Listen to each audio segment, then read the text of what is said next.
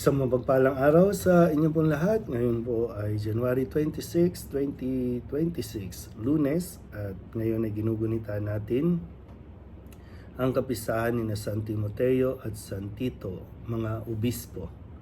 Ang ating pong unang pagbasa at pagninilay sa araw na ito ay hinango mula sa ikalawang aklat ni Samuel, chapter 5, verses 1 to 7 and verse 10. Noong mga araw na iyon, nagkaisa ang lahat ng angkan ng Israel na pumunta sa Hebron upang makipagkita kay David. Sinabi nila, "Kami laman ng iyong laman at dugo ng iyong dugo.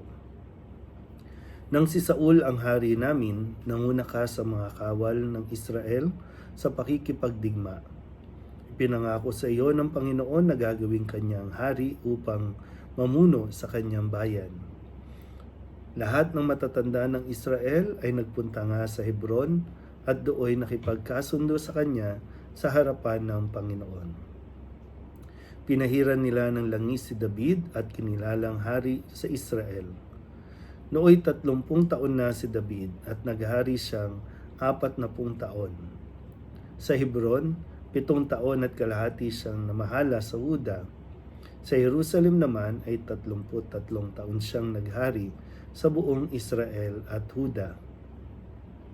Nang siya'y maging hari, pinangunahan niya ang kanyang mga kawal upang lusubin ang mga Hebuseo na nasa Jerusalem. Sinabi nila kay David, "Hindi ka makapapasok dito kahit mga bulag at lumpo lamang ang magtanggol dito." Ngunit nakuha ni David ang kuta ng Sion na tinawag na lungsod ni David hanggang ngayon. Habang lumalaon ay lalong nagiging makapangyarihan si David sapagkat sumasa kanya ang Panginoon, ang Diyos na makapangyarihan. Ang salita ng Diyos. Muli po, isang mapagpalang araw sa inyong lahat. Simula na naman po ng isang panibagong linggo.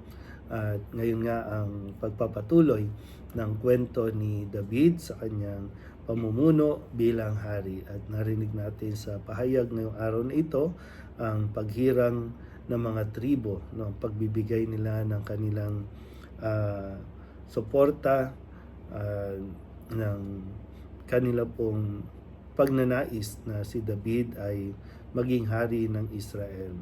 At kasunod nito ay mas naging matagumpay ang bayang Israel sa pamumuno ni David at lahat ng kanilang mga pakikidigma ay nagiging matagumpay.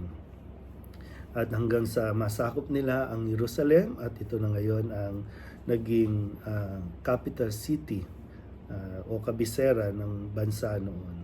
At si David ay naging matapat sa kanyang pagiging lingkod ng Panginoon at tinutupad ang mga utos ng Panginoon sa pagiging hari. At mahalaga po talaga na at least mapaalalahanan natin na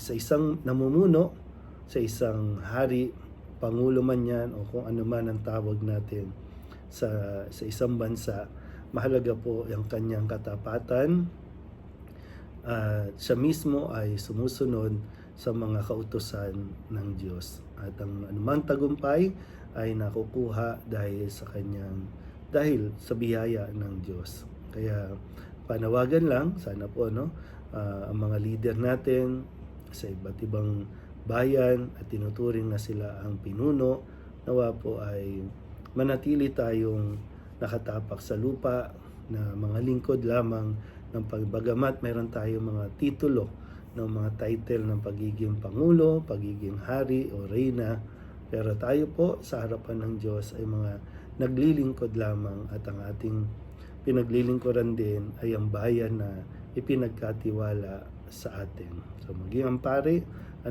sino man sa atin na mayroong titulo na nakaugnay sa kanyang pangalan, hindi po yan para ipagyabang o para maghari-harian, kundi nawa ito lalo ang magdala sa atin sa kababaang loob.